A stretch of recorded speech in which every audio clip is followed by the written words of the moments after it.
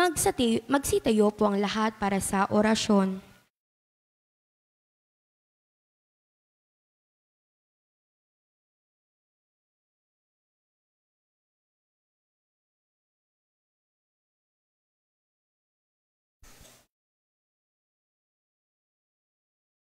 Sa ngalan ng Ama at ng Anak at ng Espiritu Santo. Amen.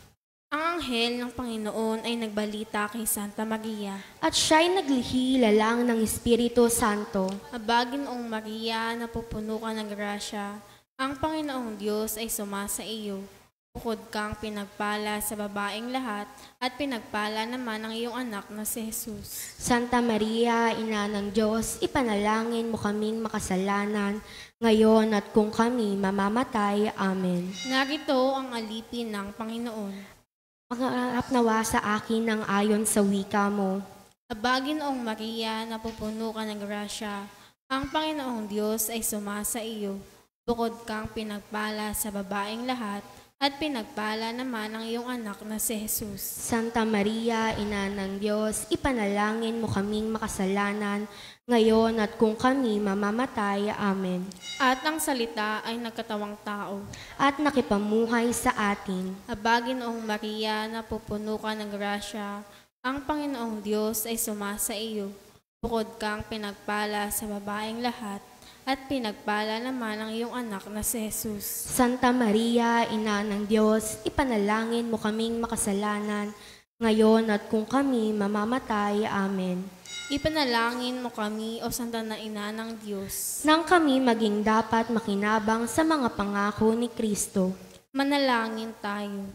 Panginoon naming Diyos, kasihan mo nawa ang aming mga kaluluwa sa iyong mahal na grasya, at yayamang dahilan sa pamamagitan ng anghel ay nakilala namin na pagkakatawang tao ni Jesucristo ang anak mo, pakundangan sa mahal na pasakit at pagkamatay niya sa krus.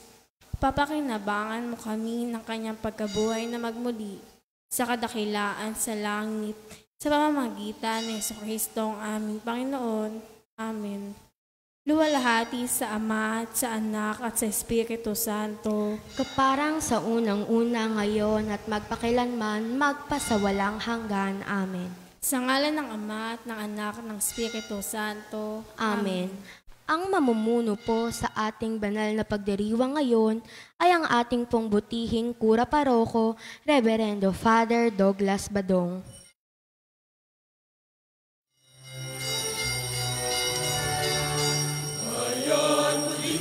Ipon, awitan ng Panginoon, sa piging sariwain, magliligtas niya sa atin. Bayan nating alalahanin, panahong tayo'y inalipin, ng ngalan niya'y ating sambihin, paano di tayo lingapin? Bayan muling mag-ipon, awitan ng Panginoon, sa piging sariwain, magliligtas niya sa atin. Bayan walang sawang purihin, ang buo nating mahabagin. Bayan isayaw ang damdamin, kandili niya'y ating awitin. Bayan muling mag-ipon, awitan ng Panginoon, sa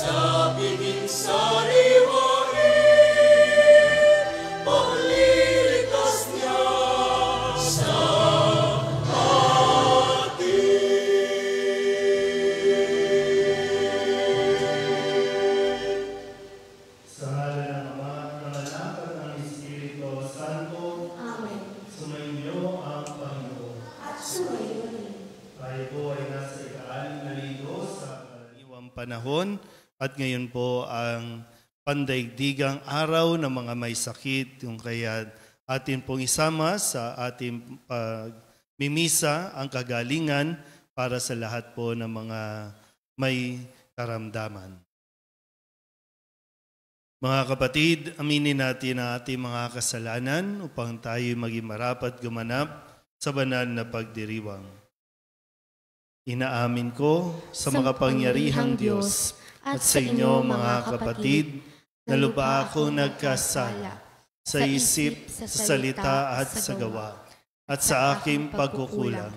Kaya isinasamo ko sa mahal na Birhen Maria, sa lahat ng mga anghel at mga banal, at sa inyo mga kapatid na ako'y panalangin sa Panginoong ating Diyos. Tawaan tayo ng makapangyarihang Diyos, patawarin tayo sa ating mga kasalanan at patnubayan tayo sa buhay na walang hanggan. Amen.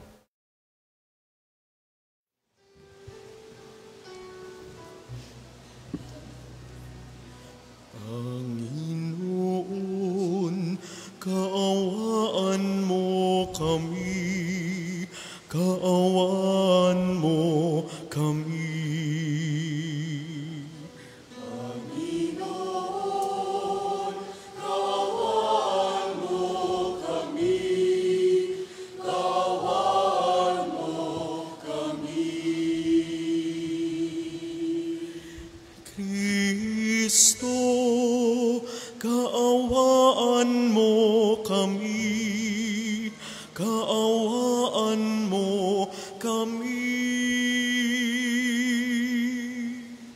Kristo, kaawaan mo kami, kaawaan mo kami.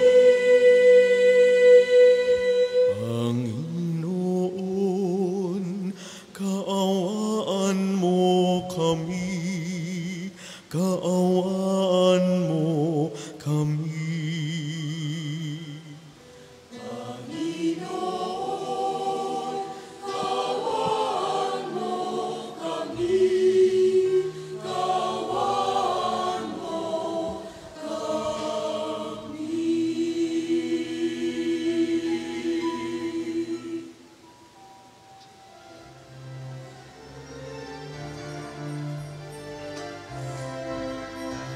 Luwalhati sa Diyos sa kaitaasan, kaloob sa lupa ay kapayapaan.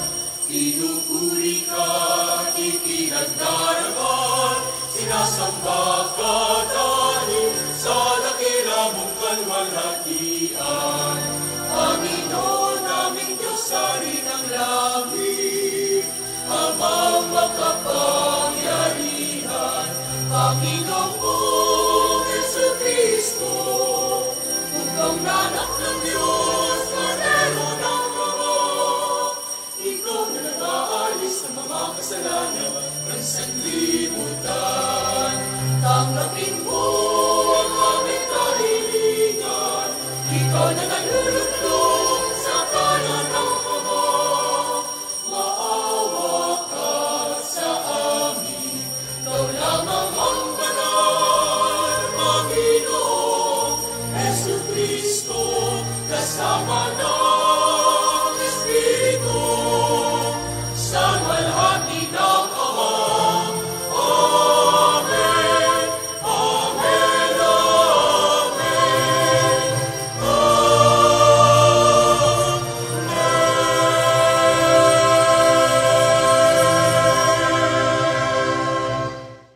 Manalangin tayo.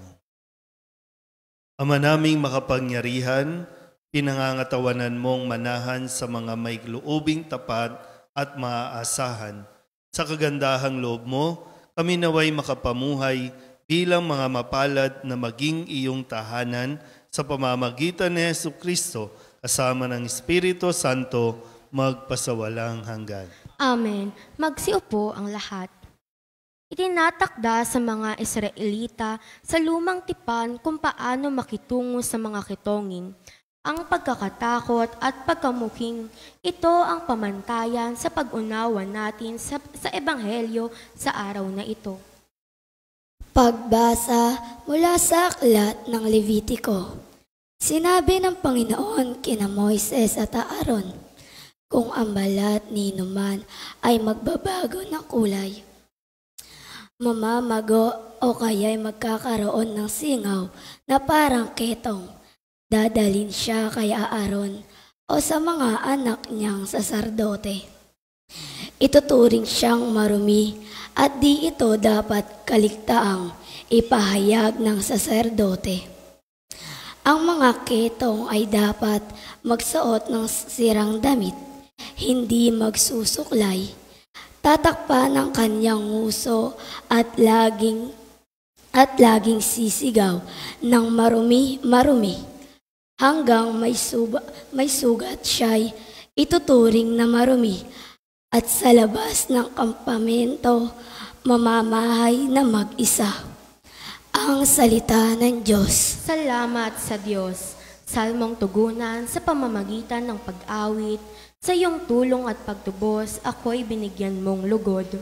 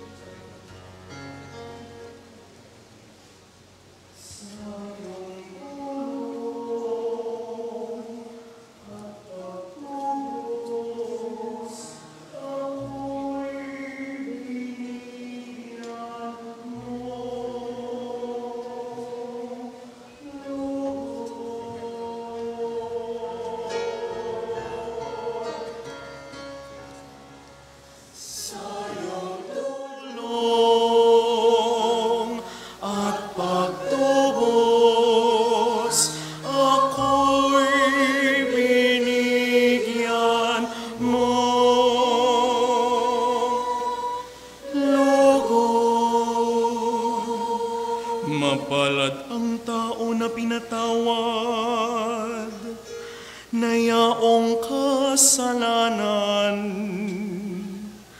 at nalimot na rin ang kaniyang nagawang mga pagsalansang.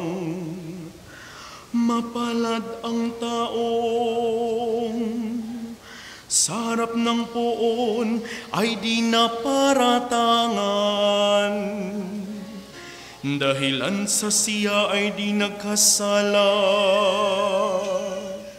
at hindi nanlinlang. Sa iyong tulong at pagtubos, ako'y binigyan mong lugod. Ako ay lumapit sa iyong harapan at salay inamin ang aking ginawang mga pagsalansang. Di ko inilihim, pinagpasiyahan ko ang lahat ng ito, sa iyo'y idaing, at aking natamo ang iyong patawad sa sala kong angkin. Sa iyong tulong at pagtubos, ako'y binigyan mong lugod. Lahat ng matuwid at tapat sa poon,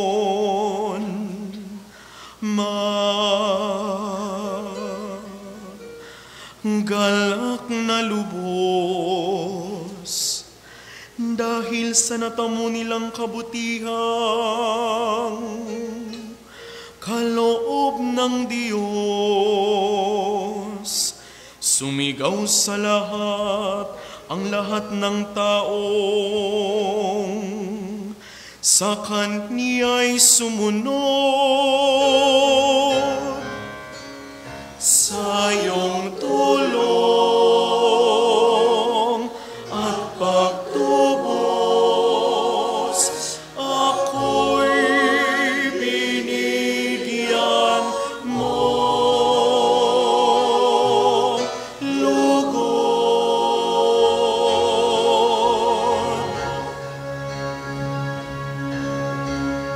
Sa iyong tulong at pagtubos, ako'y binigyan mo lugod.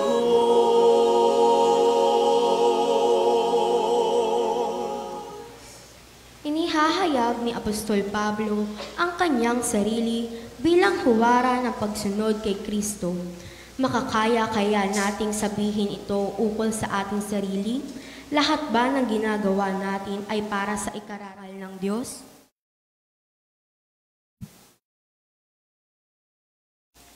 Pagbasa mula sa unang sulat ni Apostol San Pablo sa mga taga-Korinto. Mga kapatid, kung kayo'y kumakain o umiinom, o anuman ang ginagawa ninyo, gawin ninyo ang lahat sa ikararangal ng Diyos. Huwag kayong maging sanhi na pagkakasala ninuman ng mga Hudyo, ng mga Grego, o mga kaanib sa simbahan ng Diyos. Ang sinisikap ko na may mabigyang kasiyahan ang lahat ng tao sa bawat ginagawa ko. Hindi ko hinahanap ang sarili kong kapakanan, kundi ang kapakanan ng marami, upang maligtas sila. Tularan ninyo ako, gaya ng pagtulad ko kay Kristo. Ang salita ng Diyos. Salamat sa Diyos. Magsitayo ang lahat.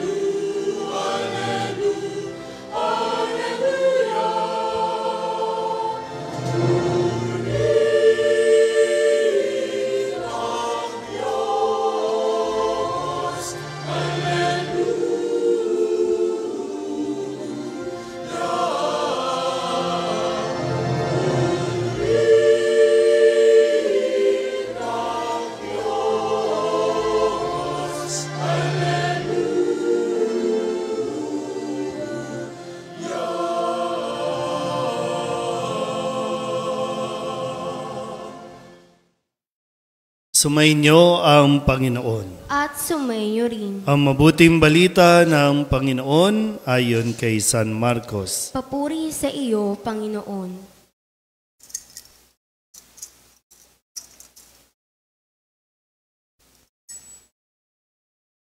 Noong panahong iyon, may isang ketonging lumapit kay Jesus, nanikluhod at nagmakaawa. Kung ibig po ninyo'y mapagagaling ninyo ako. Nahabag si Jesus at hinipo siya, sabay ang wika, ibig ko, gumaling ka. Noon di nawala ang ketong at gumaling ang tao. Pinaalis siya agad ni Jesus matapos ang ganitong mahigpit na bilin. Huwag mong sasabihin ito kanino man. Sa halip ay pasuri ka sa saserdote Pagkatapos, maghandog ka ayon sa iniuutos ni Moises, upang patunayan sa mga tao na ikaw ay magaling na. Ngunit umalis siya at bagkus ipinamalita ang nangyari. Ano pat hindi nahayagang makapasok ng bayan si Jesus. Naroon na lamang siya sa labas, sa mga ilang na pook, at doon pinagsasasadya ng mga tao, buhat sa iba't ibang dako. Ang mabuting balita ng Panginoon. Pinupuri ka namin, Panginoong Hesukristo. Magsiupo ang lahat. Isang magandang gabi po sa inyong lahat. Ngayon po ay ika-6 na linggo sa karaniwang panahon at atin pong isinasama sa atin pong pagdiriwang ang kagalingan para sa lahat ng mga may sakit na kung saan ay atin din pong hinihiling ang pakikiisa at tulong ng mahal na Birhen ng Lourdes para po sa lahat ng mga may sakit. Nung nakalipas na linggo, narinig natin na pinagaling ni Jesus ang biyanan ni Pedro at pagkatapos nun, halos lahat ng mga may sakit ay dinadala sa Kanya. At ninais din ni Jesus na lumipat pa ng ibang lugar upang doon ay magpahayag ng mabuting balita at pagalingin din ang mga may sakit doon. Ngayon, sa atin pong narinig na kwento ay tungkol pa rin sa taong may sakit. Kung nung nakalipas na linggo, may mga taong nagdadala ng mga may sakit. Kasi responsibilidad natin kung sakaling tayo po ay masigla, tayo po ay walang karamdaman, responsibilidad natin na suportahan ang mga may sakit. Alalayan sila, tulungan sila, paliguan, dalhin sa simbahan, ipatawag ang pari para pakumpisalin, pakumunyonin, pahiran ng langis para sa may sakit. Yun ay responsibilidad at pananagutan ng mga malalakas o masisigla. Malinaw po ba? Ngayon, kung sakali para sa mga may sakit, ito naman ang paalala sa atin ngayon. Hindi porket may sakit ka, wala ka nang gagawin. Hindi rin naman pwedeng may sakit ka, ipapaasikaso ka na lang. Mayroon ka ding responsibilidad. Meron ka ding kailangan gawin para bang tulungan mo din ang iyong sarili. Huwag lang yung basta iaasa na natin sa iba yung mga dapat din na gagawin mo. Kasi kung tutulungan mo din yung sarili mo, mas magiging mabilis ang paggaling ng kung anumang karamdaman na nararamdaman ninyo. So, sana po, no? Hindi ko alam kung bakit kayo nagkasakit. May kanya-kanyang dahilan o kung anumang ginawa natin kung bakit tayo nagkasakit. Pero pakinggan po muna natin. Sa unang pagbasa sa aklat ng Levitico, no? Ito yung aklat na nagsasaad ng mga tuntunin kung ano ang dapat gawin ng isang tao. So sa context natin ngayon, ano ang dapat gawin ng isang taong may sakit? Sabi po dito, kung ang isang tao, kung ang balat niya ay magbago ang kulay, mamaga, o kaya'y magkaroon ng singaw na parang ketong. Sabihin nyo nga po, ketong. Tingnan nyo nga yung katabi ninyo kung may ketong. O hindi naman na nakakatakot kasi may gamot na ngayon, no? Para dyan. Pero noon, walang gamot ang sakit na ketong. Medyo, ito na yung pinakamalubha, no? Sa paglipas ng panahon, yan, pumasok yung HIV, pumasok yung AIDS, yung pinaka-latest natin, yung COVID. Nandyan pa rin ang COVID, hindi nawawala yan. Hindi rin naman nawala yung ketong. Nakakahanap lang tayo ng lunas at paraan paano ito maiiwasang hindi na kumalat o mapagaling. Malinaw po ba? Okay pa tayo? Okay. Kung sakali daw magkaroon ka ng sakit sa balat, lalo na yung ketong. Ang sabi po dito, dapat kang magsuot ng sirang damit, hindi ka magsusuklay, tatakpan mo ang iyong nguso, at laging sisigaw ng marumi-marumi. Para ini-inform mo, kung sakaling dumadaan ka, i-inform mo yung mga tao para yung mga tao din iiwas, lalayo, para hindi sila mahawaan o hindi ka makahawa. Ibig sabihin, mayroon ka pa ring responsibilidad. Hindi pwedeng sarili lang ang iisipin. Hindi pwedeng wala kang pakialam. Hindi mo pwedeng sabihin na may sakit ako, kawawa ako, kaya kailangan, no? O kaya naman, ililihim mo ang iyong sakit. Kadalasan, ganun, no? Pag kinamusta mo ang isa, kamusta ka? May sakit yan, pero okay lang. Okay lang. Hanggang sa stage 4. Malubha na, hindi na natin matutulungan kasi inilihim. Sa kung anong dahilan, kung bakit inilihim. Kaya nga dito, no, pinapaalala yung tuntunin. At hanggat, sabi dito, hanggang may sugat, ituturing siyang marumi at sa labas siya maninirahan. Sa labas. Kaya kahit sa loob ng pamilya, hindi siya pwedeng makasalamuha, hindi siya pwedeng lapitan, kasi nga nakakahawa. So may tuntunin na dapat tandaan ang isang taong may sakit. Kailangan mo ding isipin, hindi lang ang iyong sarili, kundi ang mga tao sa paligid mo. Makakaapekto ka ba sa kanila? Mahahawaan mo ba sila? Yan sabi ni San Pablo, di ba, sa kanyang sulat sa mga taga-Korinto, no, sinisikap niya, no, mabigyan ng kasiyahan ng lahat ng tao sa bawat ginagawa niya.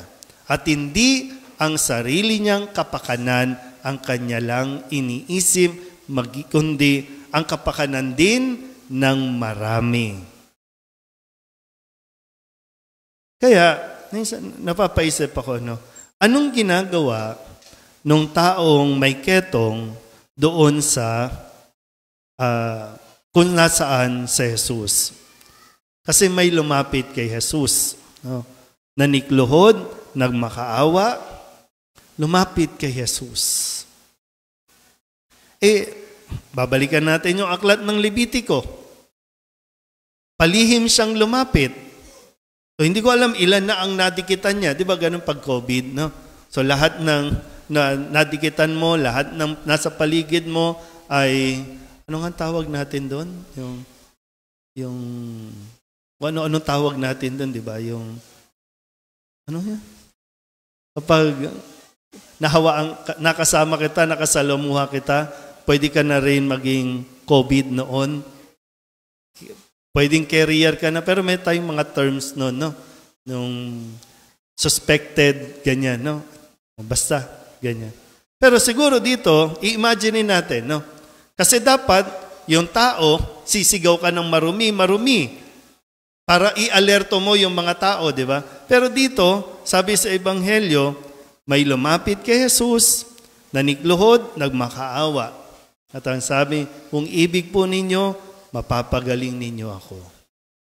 Naawa si Jesus, kaya agad-agad gusto ko gumaling ka. At doon, sinabi ulit sa lalaki, gawin mo kung ano yung naayon sa kautusan ni Moises. Magpasuri ka para ma-declare na magaling ka na. Yan lang, siguro sadyang may attitude yung lalaki. Anong ginawa? Hindi sinunod yung alituntunin o panuntunan. Anong ginawa? Ipinamalita sa mga tao ang nangyari. Alam kung sobrang excited ba na makabalik siya, no, makasama ulit yung mga barkada. Pero yun lang, sabi nga, naging selfish ulit yung lalaki. Inisip na lang kung ano yung kaligayahan nararamdaman niya. Kaya, imbis na marami pang mapagaling si Jesus, hindi na siya makapasok dahil sa ginawa ng lalaki. So, Minsan talaga yung problema natin, attitude natin, no? Yung ugali natin. Nung walang sakit, problemado ko. Ang hirap mong pasunurin, ang hirap mong pagbawalan, ang hirap mong paalalahanan. Nung may sakit na, ang hirap mo pa rin alagaan, ang hirap mong painumin, ang hirap mong sabihan. So, ano mangyayari sa atin yan? Sabihin nyo nga sa katabi ninyo, huwag matigas ang ulo. Tigasan ng ulo, pag malakas, sige, inom. Inom pa. Pag nakaramdam na, wawa naman ako, walang nag-aalaga sa akin.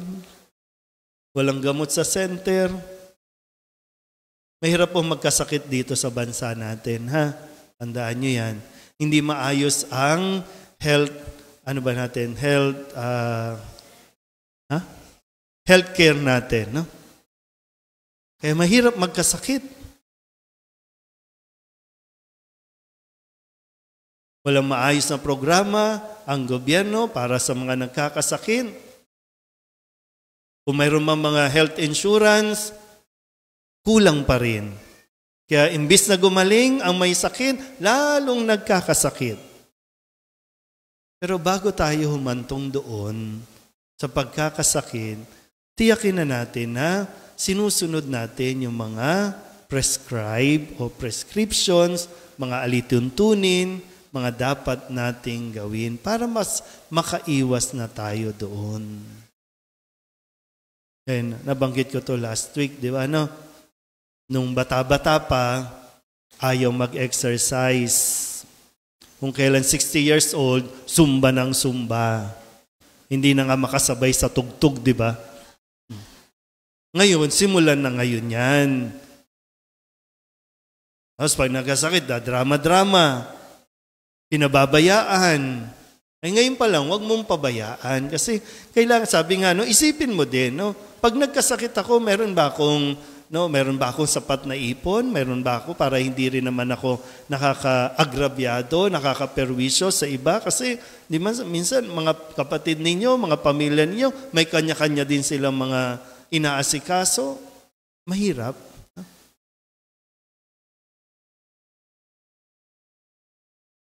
Okay pa tayo? Hanggang alas 6 tayo. Pero sana po sa linggong ito, kung saan ay ginugunita natin ang pandaigdigang araw ng mga may sakit, alalahanin natin. No? Mayroon mga taong may pinagdaraanan, physical na pinagdaraanan, kailangan nila ng tulong, kailangan nila ng suporta. Sa lahat po ng mga may sakit, tulungan din ang sarili.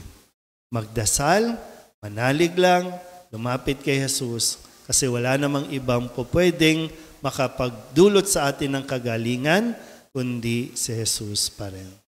Amen? Magsitayo ang lahat. Ipahayag natin ang ating pananampalataya. Sumasampalataya ako sa Diyos Ama ang makapangyarihan sa lahat na may gawa ng langit at lupa.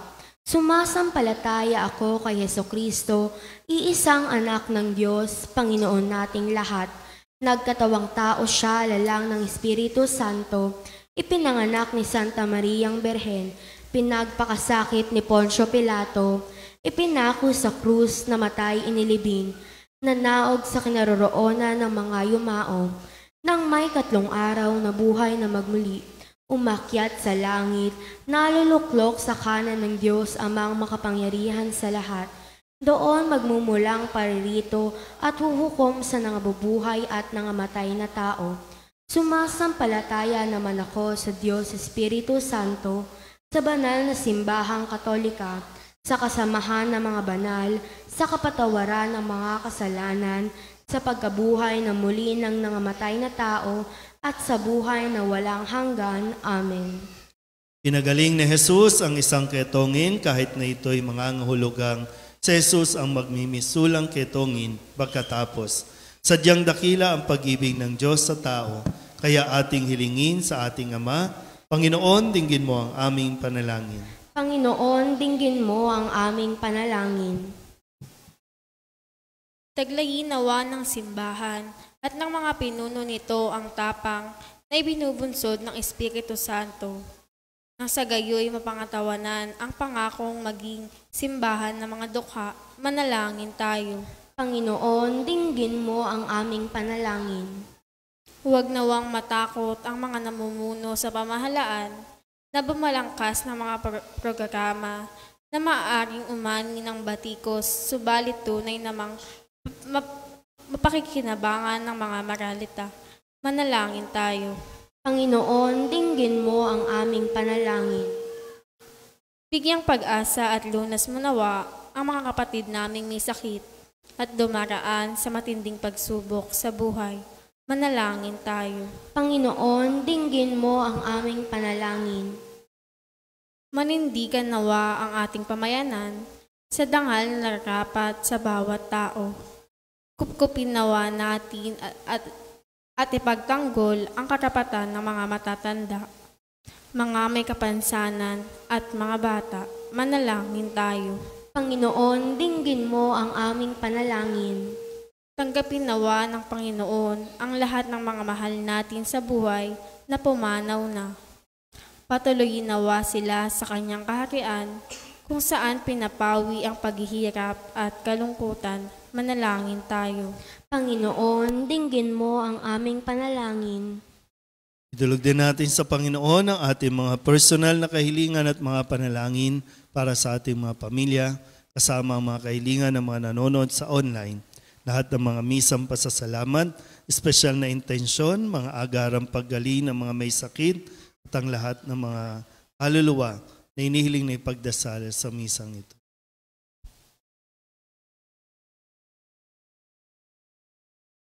Ang lahat ng ito inihiling namin sa ngalan ni Kristong aming Panginoon. Amen. Magsiupo ang lahat.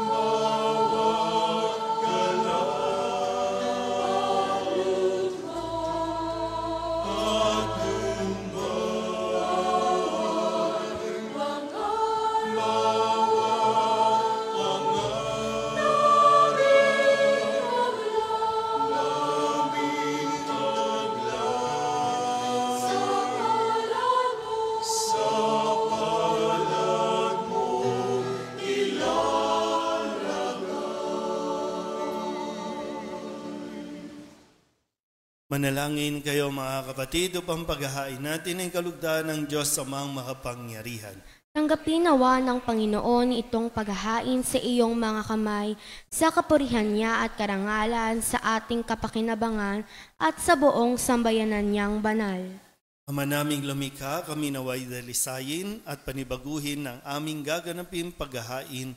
Kami naway itaguyod ng gagawin naming ito sa pagnanais naming sundin ng loob mo sa pamamagitan ni Jesucristo kasama ng Espiritu Santo magpasawalang hanggan. Amen. Sumainyo ang Panginoon. At sumaiyo rin. Itaas sa Diyos ang inyong puso at diwa. Itinaas na namin sa Panginoon. Pasalamatan natin ang Panginoong ating Diyos. Marapat na siya ay pasalamatan. Ama naming makapangyarihan, tunay nga marapat na ikaw ay aming pasalamatan sa pamamagitan ni Jesucristo na aming Panginoon. Siya ay naging kapwa naming maaasahan upang may mangunang umako sa pananagutan dahil langad mong magbago ang kinamiyas ng pagkakanya-kanya ng sangkatauhan.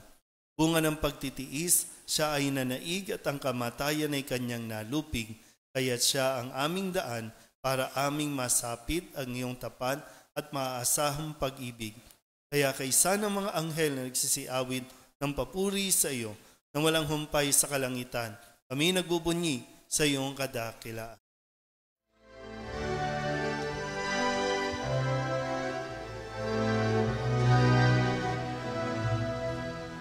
Santo, Santo, Santo, Panginoong Diyos, napupuno ang langit at lupa ng kadakilaan mo. Hosana, Hosana, Hosana, Hosana sa kaitaasan.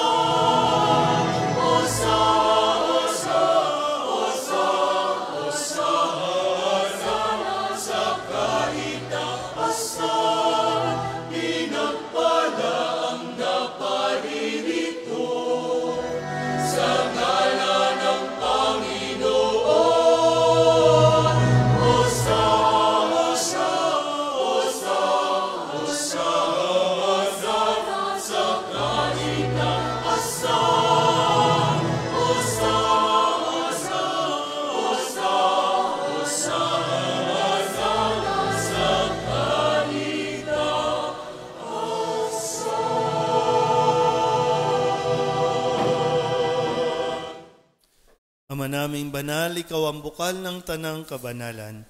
Kaya't sa pamamagitan ng iyong Espiritu, gawin mong banal ang kaloob na ito upang para sa aming maging katawan at tugo ng aming Panginoong Jesucristo. Bago niya pinagtiis ang kusang loob na maging handog, hinawakan niya ang tinapay, pinasalamatan kaniya, pinaghati-hati niya iyon, iniabot sa kanyang mga alagad at sinabi, tanggapin ninyong lahat ito at kanin, ito ang aking katawan na ihahandog para sa inyo.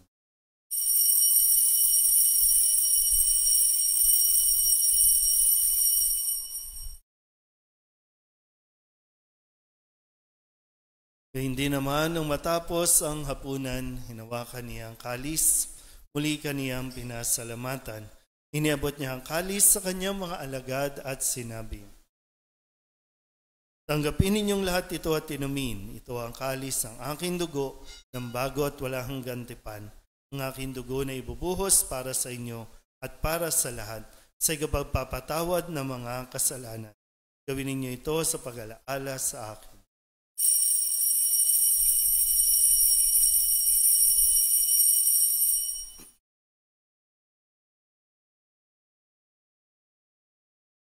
Ipagbunyi natin ang misteryo ng pananampalataya. Sa krus mo at pagkabuhay, kami natubos mong tunay. Oo, Jesus, namin mahal, iligtas mo kami tanan. Oo, Jesus, namin mahal, kayo na magpakailan.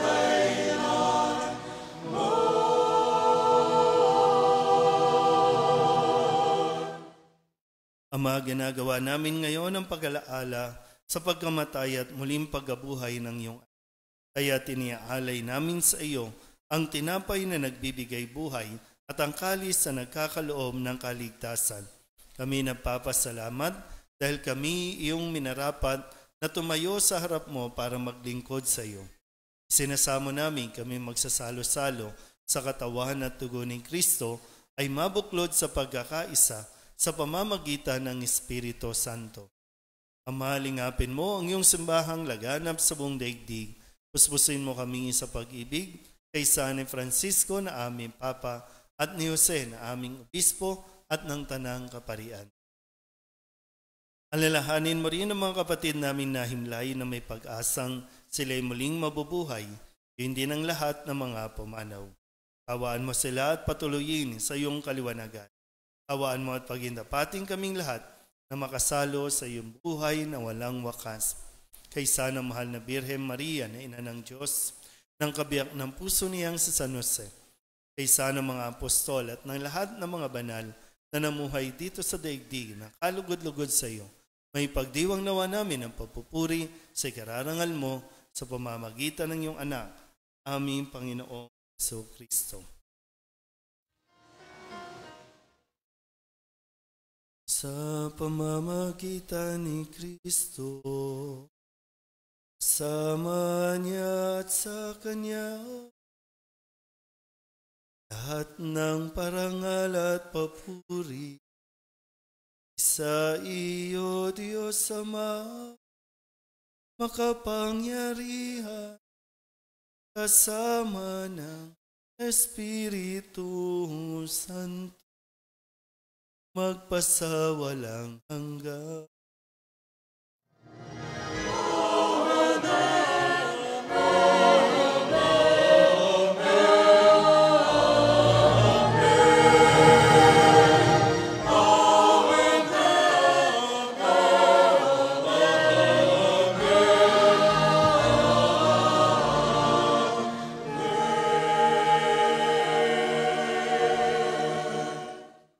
Sa tagubilin ng mga nakagagaling na utos at turo ni Jesus sa Panginoon natin at Diyos, ipahayag natin ang lakas loob.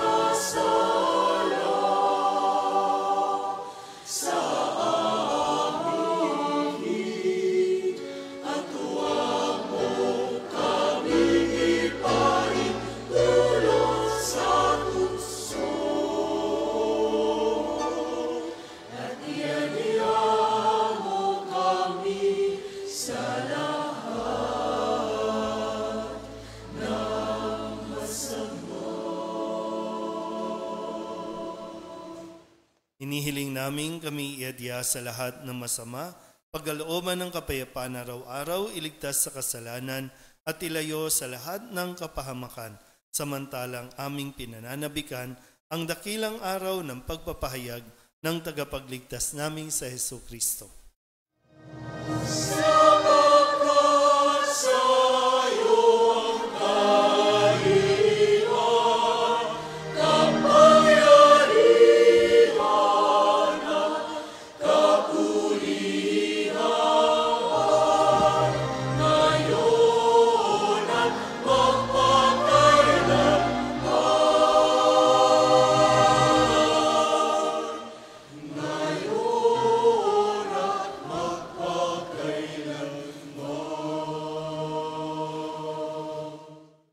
Panginoong Jesucristo, sinabi mo sa iyong mga apostol, kapayapaan ang iniiwan ko sa inyo, ng aking kapayapaan ang binibigay ko sa inyo. Tunghayan mo ang aming pananampalataya at huwag ang aming mga pagkakasala. Pagkalooban mo kami ng kapayapaan at pagkakaisa ayon sa iyong kalooban, sama ng Espiritu Santo, magpasawalang hanggan. Amen. Ang kapayapaan ng Panginoon ay laging sumainyo. At sumayo rin. Magbigayan po tayo ng kapayapaan sa isa't isa.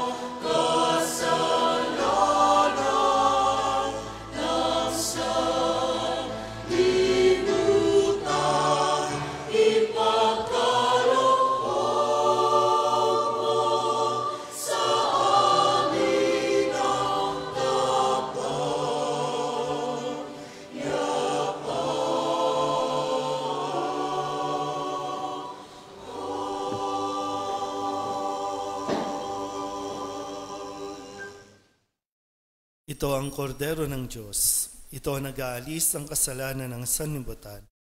Palad ang mga inaanyayahan sa kanyang piging.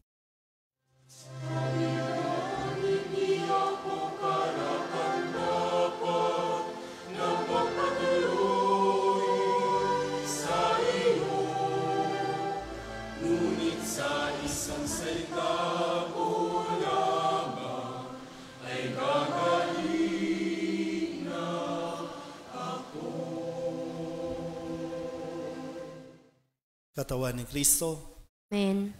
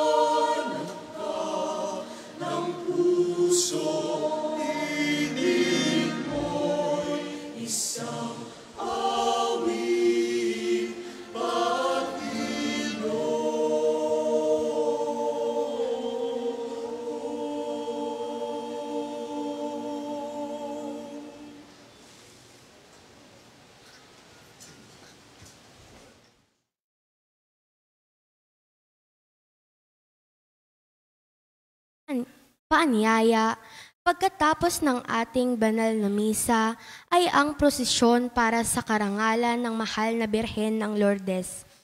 Sa darating na Martes, 13 ng Pebrero ay ang silab-sala o pagsusunog ng mga lumang palaspas. 14 ng Pebrero ay ang Miyerkules ng Abo. Ang ating pong banal na misa ay sa 6 ng umaga at sa 6 ng gabi. 16 ng Pebrero, araw ng Biyernes, ay ang daan ng krus sa mga sakop ng ating parokya sa ganap na 5 ng hapon. Maraming salamat po. Manalangin tayo. Ama naming mapagmahal, kaming pinapagsalo mo sa banal na pakikinabang, ay gawin mong laging manabik na pagsaluhan ang kaloob mong ito sa aming ikabubuhay sa pamamagitan ni Hesukristo kasama ng Espiritu Santo magpasawalang hanggan. Amen. Panalangin sa mahal na Birhen ng Lourdes para sa pandaigdigang araw ng mga may sakit. O mapagkalingang Birhen ng Lourdes, kaming mga dumaranas ng mga karamdaman ay dumudulog sa iyo, sapagkat ikaw ang taga-aliw ng mga nagdadalamhati at kalusugan ng mga may sakit. Lubos kaming nagtitiwala sa iyo dahil sa maramit mahimalang pagpapagaling na ginawa mo sa Lourdes at sa buong mundo. Taglay ang maalab na pananampalataya at pamimintuho, kami buong kababaang loob na sumasamo sa iyo para sa aming mga kapatid na may karamdaman. Yamang tunay na marami ang gumaling dahil sa pamimintuho sa iyo, mangyaring gumawa ka ng isa pa at iligtas itong mahal namin sa buhay. Ilayo mo sila sa panganib at ibangon sa banig ng karamdaman upang sila'y makabalik sa paglilingkod sa iyong anak na nabubuhay at nagahari kasama ng Espiritu Santo magpakailanman. Mahal na Birhen ng Lourdes, Ipanalangin mo kami. Maria, taga-aliw ng nagdadalamhati, Ipanalangin mo kami. Maria, kalusugan ng mga may sakit. Ipanalangin mo kami. Karagdagan po sa Miyerkules ay Miyerkules na ng Abo o Ash Wednesday.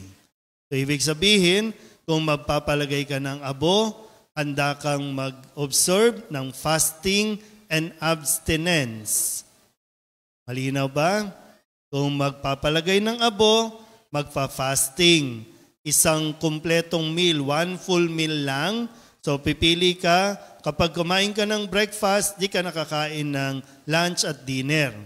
Pwede ka lang mag-konting snacks kung hindi sanay yung katawan, no? Para hindi panghinaan. Pero lahat yan ay pagsasakripisyo. Iniaalay mo yung paghihirap, kaunting paghihirap para sa kasalanan. Malinaw po ba? So fasting yun, no? Yung abstinence naman, okay, tandaan nyo po, no? Baka maraming bumili dito sa paligid. Bawal ang karne, bawal ang barbecue, o kung ano mang mga laman, no, na sa araw na yan. Okay? So, abstinence. Pero, hindi lang naman iniiwan sa pagkain yung abstinence. Pwedeng yung mga habitual natin, mga hobbies natin, mga ginagawa natin na po pwedeng i-abstain sa sakripisyo na gagawin natin. Okay? So, 6 a.m. at 6 p.m. ang misa dito. 9:30 sa Pedro, sa eskwelahan. 4 p.m. doon sa Parola ang schedule. So pakisabihan po yung iba, no? Baka mamaya dadaan na naman tayo sa mga tindahan, tapos may abo yung noo, pero kumakain ng barbecue, kumakain ng hamburger, kumakain ng steak, o kung ano pa man, no? So, kaya bahala kayo, no? Pero sana po, seryosohin natin ang pagpasok ng Kwaresma na hudyat at sinisimulan sa Miyerkules ng Abo. Sumainyo ang Panginoon. Sumayo rin. At pagpalain kayo ng makapangyarihang Diyos, Ama at Anak, Espiritu Santo. Amen. Tapos sa ang banal na misa, humayo tayo sa kapayapaan ni Kristo. Salamat sa Diyos. Magandang gabi po.